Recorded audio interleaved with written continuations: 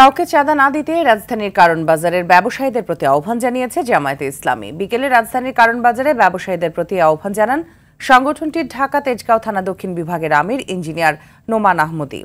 এ সময় তিনি কেউ চাঁদা দাবি করলে বিতরণকৃত লিফলেট দেয়া মোবাইল ফোন নম্বরে জানানোর আহ্বান করেন। পরে মিছিল করেন তারা।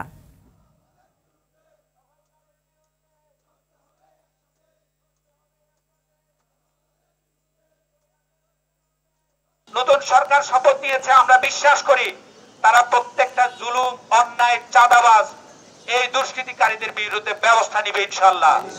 আমরা সবাই তাদেরকে সহযোগিতা করব, কোনো চাঁদাবাজিকে ঠাঁই দিবেন না।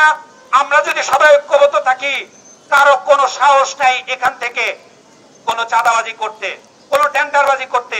আমি ভবিষ্যতে সকল কর্মসূচিতে